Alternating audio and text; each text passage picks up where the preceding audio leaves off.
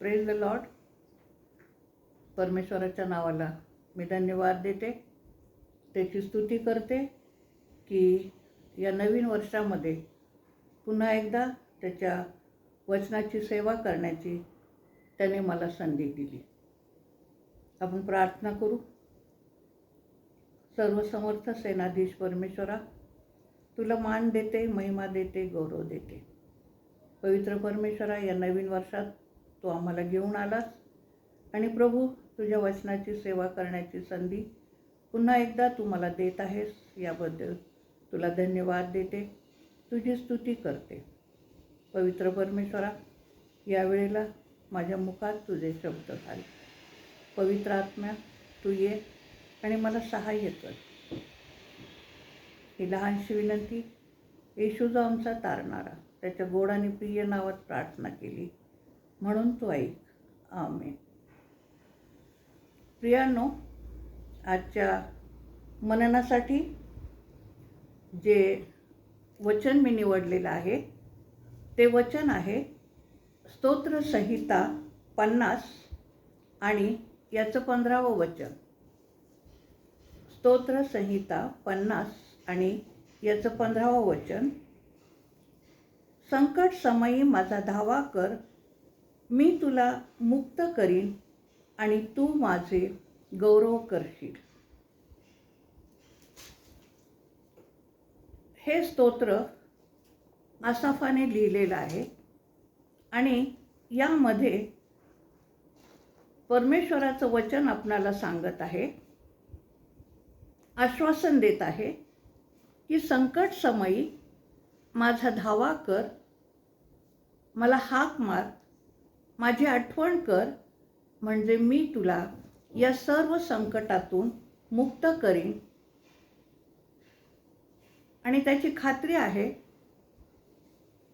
की जेव्हा आम्ही संकटातून मुक्त होतो त्यावेळेला आम्ही परमेश्वराचं गौरव करू. आणि ज्या वेळेला आम्ही परमेश्वराचं गौरव करतो त्यावेळेला परमेश्वराला आनंद होतो. प्रियांनो, आम्ही जीवन जगत असताना आमच्या जीवनामध्ये अनेक संकट येतात. काही संकट लहान असतात, काही संकट मोठी असतात. आणि अशा वेळेला या संकटांना सामोरं जात असताना आपण थोडंसं घाबरून जातो, डळमळतो. या संकटाचा सामना कसा करावा हे आपल्याला समजत नाही, आम्ही गोंधळून जातो. परंतु अशा परिस्थितीमध्ये आम्हाला वचन सांगतं की माणसाच्या मुखाकडं पाहण्यापेक्षा तू परमेश्वराच्या मुखाकडं पहा, त्याचा धावा कर, म्हणजे तो या सर्व संकटातून तुला बाहेर काढेल. आणि खरोखर परमेश्वराची स्तुती असो की आपण सुद्धा आपल्या जीवनामध्ये हा अनुभव घेतो की परमेश्वर किती चांगला आहे. अनेकदा संकट येतात, अनेकदा समस्या येतात आणि या समस्येमधून, संकटातून परमेश्वर आपल्या केसालाही धक्का न लागता आपल्याला त्यातून बाहेर काढतो. त्यामुळे सर्व मान, महिमा, गौरव आपण परमेश्वराला द्यावा. प्रियांनो, परमेश्वर आमच्यासाठी जे काही करतो, जे आशीर्वाद आम्हाला देतो, जी महान कृत्ये आमच्यासाठी तो करतो, त्याच्या बदल्यामध्ये आम्ही त्याला काहीतरी द्यावं याची अपेक्षा तो कधीच करत नाही. आणि आपल्याला माहीत आहे की आपल्याजवळ जे काही आहे ते सर्व परमेश्वराने दिलेलं आहे. तर मिखा 6 आणि 8व्या वचनामध्ये परमेश्वर म्हणतो की नीतीने वागणे, आवडीने दया करणे व आपल्या परमेश्वरासमोर राहून नम्रपणे चालणे, एवढंच तो मागतो. किती साधी अपेक्षा परमेश्वर आपल्याकडून करत आहे. परमेश्वर त्याला असं वाटतं की आम्ही जी त्याची लेकरं आहोत ते आम्ही नीतीने वागावं, म्हणजेच आम्ही त्याच्या आज्ञा पाळाव्यात, त्याला आवडेल असं वागावं आणि आमच्या जीवनाच्याद्वारे, आमच्या कृत्याच्याद्वारे आम्ही त्याचा गौरव करावे. आम्ही इतरांवर प्रीती करावी, इतरांवरती दया करावी, ही परमेश्वराची अपेक्षा आहे. आणि ते करत असताना आपण सतत त्याच्या सानिध्यात राहावं, त्याच्या सहवासात राहावं, त्याची स्तुती आराधना करावी, अशी परमेश्वराची इच्छा आहे. आणि जो कोणी त्याप्रमाणे वागतो, त्याच्या ज्ञानात भयात राहतो, त्याच्या सानिध्यात राहतो, परमेश्वर त्याच्यावर प्रीती करतो, त्याची प्रार्थना ऐकतो, संकट समयी त्याच्या मदतीला धावून जातो आणि संकटातून त्याला बाहेर काढतो.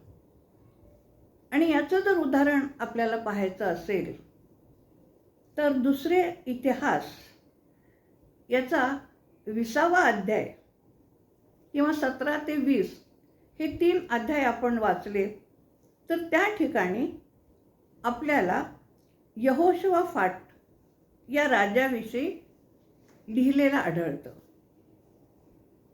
हा यहोशवाफाट राजा कसा होता, त्याने आपल्या कारकिर्दीमध्ये काय केले, संकट समयी त्याने परमेश्वराचा धावा कसा केला आणि ज्या वेळेला युद्धाचा प्रसंग आला त्यावेळेला परमेश्वराने त्याला युद्धामध्ये कसा जय मिळवून दिला, याचं वर्णन या अध्यायांमध्ये आपल्याला पाहायला मिळतं. यहोशफाटा हा यहुदाचा 7वा राजा होता आणि आपला पूर्वज जो दावीद राजा याप्रमाणे तो आपल्या जीवनामध्ये वर्तला असं त्याच्याविषयी लिहिलेलं आहे. तो आपल्या जीवनामध्ये या बालमूर्तीच्या मागं कधीच लागला नाही आणि म्हणून परमेश्वर त्याच्याबरोबर असे. तो आपल्या बापाच्या देवास शरण गेला आणि त्याच्या आज्ञेप्रमाणे वागला. परमेश्वराच्या मार्गाने चालण्यास त्याच्या मनाला आनंद होत असे, उल्हास वाटत असे, असं त्याच्याविषयी लिहिलेलं आहे. वास्तविक पाहता त्याची जेव्हा कारकीर्द सुरू झाली त्यावेळेला या यहोशफाट राजाने त्याच्या राज्यातली जी उच्च स्थाने आणि अशेरा मूर्ती होत्या त्या त्याने काढून टाकल्या. त्याने यहुदाच्या नगराला शिस्त लागावी, त्या लोकांना शिस्त लागावी म्हणून त्या ठिकाणी आपले सरदार त्याने पाठवले. तसंच यहुदाच्या राज्यामध्ये प्रत्येक नगरात त्याने शास्त्रे नेमले आणि तसंच लेवी आणि याजक यांना परमेश्वराच्या नियमशास्त्राचा ग्रंथ देऊन त्यांना सांगितलं की यहुदाच्या नगरामध्ये जा आणि या नियमशास्त्राचं शिक्षण तेथील लोकांना द्या. आणि त्याचा परिणाम असा झाला की हे करत असताना त्याने आपल्या शास्त्र्यांना सांगितलं की लोकांना सांगा की तुम्ही सर्वजण परमेश्वराची भीती बाळगा, जे काही तुम्ही कराल ते सांभाळून करा, कारण देवाकडे काही अधर्म नाही. आणि त्याचा परिणाम असा झाला की त्यामुळं यहुदाच्या आसपास जे सर्व देश होते त्या देशांना परमेश्वराचा धाक बसला आणि त्यामुळं त्यांनी यहोशवाफाटाशी युद्ध केलं नाही. तसंच त्याच्या या वागणुकीमुळं परमेश्वराने सुद्धा या राजाला सर्व गोष्टीमध्ये संपन्न असं केलं. प्रियानो, परमेश्वराविषयी यहोशवाफाटाने जी साक्ष दिली की आपला देव परमेश्वर याच्या ठिकाणी काही अधर्म नाही, तो न्यायी परमेश्वर आहे, सर्व समर्थ देव आहे, तो अपराधाची गय करत नाही आणि त्यामुळं आजूबाजूच्या राजांना इस्रायलाच्या देवाविषयी धाक बसलेला आहे. आम्ही विचार करूया की आम्ही जी त्याची लेकरं आहोत ते आम्ही या देवाचं नाव उंचावतो का? त्याची साक्ष इतर लोकांना आम्ही देतो का? लक्षात ठेवा, परमेश्वर आमच्या जीवनामध्ये जी महान कृत्य करतो त्याची साक्ष जेव्हा आम्ही इतरांना देतो त्यावेळेला आमच्या देवाचं गौरव होतं आणि त्याला आनंद होतो. 20व्या अध्यायामध्ये आपण पाहतो की काही काल गेल्यानंतर मोवाबी, अम्मोनी व मौन्यातले काही लोकांनी यहोशफाटावर चाल केलेली आहे. लढण्यासाठी ते त्याच्यावरती चालून गेलेले आहे. परंतु यहोशफाटा घाबरला नाही. यावेळेला त्याने काय केले तर 20वा अध्याय आणि 12व्या वचनात आपण पाहतो की प्रथम तो परमेश्वराला शरण गेला. परमेश्वराचा त्याने दावा केला. त्याने प्रार्थना केली की हे परमेश्वरा, आमचे डोळे या संकट समयी तुझकडे लागले आहेत. या शत्रूशी लढण्यास आमच्यामध्ये ताकद नाही. आम्ही काय करावे हे आम्हास सुचत नाही, तर तू आमचे सहाय्य कर. आणि असं म्हणून तो परमेश्वरापुढं लीन आणि नम्र झालेला आहे. आपल्यामध्ये काय कमी आहे, काय दुर्बलता आहे हे त्याने परमेश्वरापुढं कबूल केलं आहे आणि परमेश्वराला विनंती केली आहे की त्याने आमचं सहाय्य करावं, आमची मदत करावी. आणि जेव्हा तो ही प्रार्थना करत होता त्यावेळेला सर्व यहुदी आपली मुले, बाळे व स्त्रिया घेऊन परमेश्वरासन्मुख उभी राहिली आणि या संकटातून परमेश्वराने सहाय्य करावं म्हणून तेही परमेश्वराचा धावा करू लागली. त्यांचा धावा परमेश्वराने ऐकला आणि येहेजीएल या लेवीने परमेश्वराच्या वतीने भविष्यवाणी केली. तो म्हणाला की यरूशलेमचे रहिवासी, तुम्ही घाबरू नका, कचरू नका, कारण युद्ध तुमचे नव्हे तर देवाचे आहे. आणि त्यावेळेला यहोशफाटाने भूमीकडे तोंड केलं आणि आपलं मस्तक नमवलं. त्याच्या प्रजेनेही परमेश्वराचे भजन करून त्यांना दंडवत घातला व लेवी मोठ्या स्वरात त्याचे स्तवन करू लागले. प्रियांनो, आम्ही संकटांना, आजारांना, कौटुंबिक समस्यांना घाबरतो का? निराश होतो का? आज तो सामर्थ्यशाली परमेश्वर आम्हाला म्हणत आहे, आश्वासन देत आहे, घाबरू नका, कचरू नका, कारण युद्ध तुमचे नव्हे तर देवाचे आहे. आपण पाहतो की यहोशफाट याच्यावर जेव्हा शत्रू चालून येत आहे असं त्याने पाहिलं तर त्याने कोणा मंत्र्यांची बैठक बोलाविली नाही, इतर कोणत्याच राजाची मदत मागितली नाही किंवा आपल्या बुद्धीच्या जोरावर त्याने कोणताच निर्णय घेतला नाही किंवा कुठं घाबरून तो लपून बसलेला नाही, तर त्याने काय केलेलं आहे? त्याने परमेश्वराचा धावा केला आहे. यरूशलेममधल्या सर्व प्रजेला त्याने लेवी याजकांना बोलावून त्यांना उपास आणि प्रार्थना करण्यास सांगितलेलं आहे.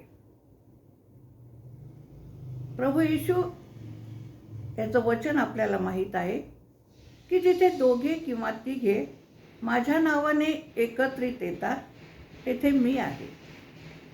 आम्ही आमच्या जीवनामध्ये कौटुंबिक प्रार्थनेत मध्यस्थीची प्रार्थना करावी, वैयक्तिक प्रार्थना करावी आणि परमेश्वराला आमच्या जीवनामध्ये स्थान द्यावं. त्यासाठी आम्ही लीन आणि नम्र होणं अतिशय गरजेचं आहे. आपल्यामध्ये काय कमी आहे, कोणत्या उणीवा आहेत, हे परमेश्वराला शरण जाऊन आपण कबूल केलं पाहिजे. म्हणजे तो परमेश्वर आपली प्रार्थना ऐकतो व आपल्या प्रार्थनेचं उत्तर देतो. यहोशाफाटा राजाबरोबर याजक, लेवी व प्रजेने परमेश्वराचे भजन केले, स्तवन केले, परमेश्वरापुढे दंडवत घातला. आम्ही सुद्धा परमेश्वराची प्रार्थना, आराधना सदैव केली पाहिजे. दुःख असो, सुख असो, त्रास असो, अडीअडचण असो, आपण सतत त्याची स्तुती केली पाहिजे. कारण आमचा देव हा विश्वासास योग्य, युगानुयुग आमच्याबरोबर राहणारा असा देव आहे. आणि जेव्हा सकाळ झाली तेव्हा यहोशाफाटा सर्व समुदाय आणि सर्व सैन्य घेऊन युद्धासाठी निघाला. आणि तो आपल्या सैन्याला म्हटला की परमेश्वराचा धन्यवाद करा, कारण त्याची दया सनातन आहे. जेव्हा ते सर्व बुरुजाजवळ आले तेव्हा त्यांनी पाहिलं की त्या ठिकाणी प्रेताचा खच पडला होता. यहुदावर चाल करून येत असलेल्या अम्मोनी, मोवाबी आणि सेईर पर्वतातील लोकांशी परमेश्वराने गनिमी काव्याने लढणारी फौज मोकळ्या जागी बसवली होती. आणि या लोकांनी सैरातल्या लोकांचा नाश केला आणि नंतर त्यांनी एकमेकाचा नाश केला. त्या महान परमेश्वराने अद्भुत कार्य केले. परमेश्वर ते युद्ध लढला, त्याला कोटी कोटी धन्यवाद. त्या मृत लोकांमधून यहोशाफाटाच्या सैन्याने धन, मौल्यवान वस्तू एवढ्या लुटल्या की त्या नेण्यासाठी त्यांना 3 दिवस लागले. आणि 4थ्या दिवशी यहोशाफाट व त्याचे सैन्य बराखाच्या खोऱ्यात जमले. त्या ठिकाणी त्यांनी परमेश्वरास धन्यवाद दिले. म्हणून आजही त्या खोऱ्याचे नाव आशीर्वादाचे खोरे असे पडले आहे. आणि नंतर हे सर्व लोक सतारी, वीणा व कर्णे घेऊन परमेश्वराच्या मंदिरात गेले. त्याची आराधना त्यांनी केली व अद्भुत कृत्य करणाऱ्या, युद्धात जय मिळवून देणाऱ्या त्या देवाची साक्ष त्यांनी सर्वांना दिली. ते ऐकून सर्व देशामधल्या, सर्व राज्यामधल्या लोकांना परमेश्वराविषयी धाक निर्माण झाला. यहोशाफाट राजाने यरूशलेमवर एकूण 25 वर्ष राज्य केले. परमेश्वराच्या दृष्टीने जे चांगले ते त्याने केले, म्हणून परमेश्वराने त्याच्यावर कृपा केली. त्याच्या वतीने तो युद्ध लढला व त्याच्या राज्यास स्वास्थ्य दिले, म्हणजेच चहूकडून त्यांना आराम दिला. परमेश्वर आमच्याही जीवनामध्ये असे चमत्कार करतो. आजाराशी, संकटाशी आमच्या वतीने तो लढतो आणि आमच्या जीवनात अद्भुत गोष्टी तो करतो. त्याची साक्ष आम्ही सर्वांना देण्याचा प्रयत्न करावा, त्याचे गौरव करण्याचा आम्ही प्रयत्न करावा. त्याचप्रमाणे दुसरं उदाहरण आपण दुसरे राजे 19 आणि 20 या अध्यायामध्ये पाहतो की हिजकिया राजा जेव्हा गादीवर आला तेव्हा तो 25 वर्षाचा होता. त्याने यरूशलेमात एकंदर 29 वर्ष राज्य केले. या कालावधीमध्ये त्याचा पूर्वज दावीद राजा याच्याप्रमाणे तो परमेश्वराच्या दृष्टीने जे चांगले ते करीत असे. त्याने सुद्धा उच्च स्थाने काढून टाकली, मूर्तिस्तंभ फोडून टाकले, अशेरा मूर्तीचा उच्छेद केला, मोशेने केलेल्या पितळी सर्पाचे चूर्ण केले, कारण इस्रायल लोक त्या मूर्तीपुढं धूप जाळत होते. हिजकियाचा इस्रायलच्या देवावर विश्वास होता. तो परमेश्वराला कायम धरून राहिला. त्याला अनुसरण्याचे त्याने कधी सोडले नाही.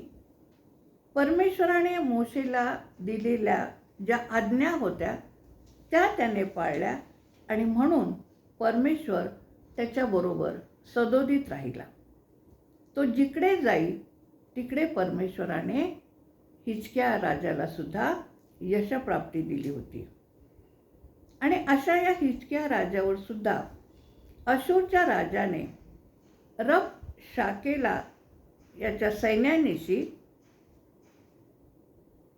चढाई करण्यासाठी त्याला पाठवलं. आणि त्यावेळेला या हिजकिया राजाने काय केलं तर त्यांनी आपली वस्त्र फाडली, गोंडपाट नेसले आणि परमेश्वराचा धावा केला. आमोजाचा पुत्र यशया संदेष्टा करवी परमेश्वराने त्यास सांगितले की तू घाबरू नकोस. मी त्याच्या ठाई अशी काही प्रेरणा करेल की तो काही अफवा ऐकून आपल्या देशी परत जाईल व त्याच्याच देशात तो तलवारीने पडेल, असे मी करेल. आणि खरोखर परमेश्वर या हिजकिया राजाच्या वतीने लढला. अशूरच्या राजाने हिजकियाला निरोप पाठवला. त्यात त्याने इस्रायलाच्या देवास कमी लेखले, त्याची निंदा केली व जासुदांच्या हाती हिजकियास पत्र पाठवले. तेव्हा हिजकियाने ते पत्र वाचले आणि तो सरळ परमेश्वराच्या मंदिरात गेला. ते पत्र त्याने परमेश्वरापुढं उघडून ठेवले आणि परमेश्वराचा धावा केला. आणि त्यावेळेला तो परमेश्वराला म्हणत आहे की इस्रायलाच्या देवा, करूबारूढ असणाऱ्या देवा, तूच काय, तू पृथ्वीवरील सर्व राजांचा देव आहेस. आकाश व पृथ्वी तू निर्माण केली. तुझा उपमर्द करण्यासाठी जो निरोप अशुराच्या राजाने पाठवला तो ऐक आणि त्याच्या हातून आम्हास सोडव. आणि खरोखर परमेश्वराने त्याच्या प्रार्थनेचं उत्तर दिलं. त्या रात्री परमेश्वराच्या देवदूतांनी जाऊन अशूरचे 1,85,000 सैनिक मारले. पहाटेस लोकांनी उठून पाहिले तो सगळीकडे प्रेतांचा खच पडला होता. अशूरचा राजा तळ उठून माघारी पळाला आणि ज्या देवाची पूजा तो करत बसला होता त्या ठिकाणी त्याला तलवारीने मारण्यात आले. प्रियांनो, परमेश्वराचे वचन हे पूर्ण झाल्याशिवाय परत माघारी येत नाही. जे त्याला अनुसरतात, त्याच्या आज्ञा पाळतात, त्याच्या सानिध्यात राहतात, परमेश्वर त्यांची प्रार्थना ऐकतो. संकट समयी त्यांना सोडवण्यासाठी धावून जातो आणि त्यातून त्याला मुक्त करतो. अशूरचा राजा घमेंडी होता. स्वतःच्या ताकदीवर त्याला गर्व होता आणि म्हणून त्याने इस्रायलाच्या जिवंत देवाची निर्भसना केली. लक्षात ठेवा, आमचा देव जिवंत देव आहे. तो ईर्ष्यावान देव आहे. त्याचा उपमर्द करणाऱ्याला तो शासन करतो. तेव्हा आपणही आपल्या जीवनामध्ये परमेश्वराला आद्य स्थान देऊया. त्याच्या ज्ञानात, भयात राहूया. हिजकिया राजा, यहोशाफाट या राजाप्रमाणे आपण त्याच्या सानिध्यात सदैव राहू. आपले आजचे वचन आहे की संकटकाळी परमेश्वराचा धावा कर, मी तुला मुक्त करीन व तू माझे गौरव करशील. आपणही परमेश्वराचे प्रत्येक समयी गौरव करूया. त्याला सर्व मान, महिमा आणि गौरव देऊया. आपण प्रार्थना करू.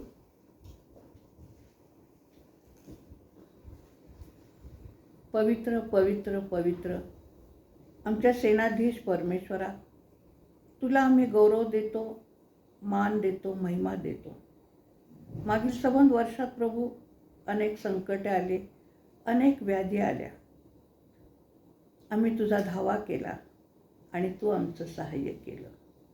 सर्व संकटामधून प्रभू तू आम्हाला सोडवलंस आणि या नवीन वर्षामध्ये तू आम्हाला घेऊन आलास.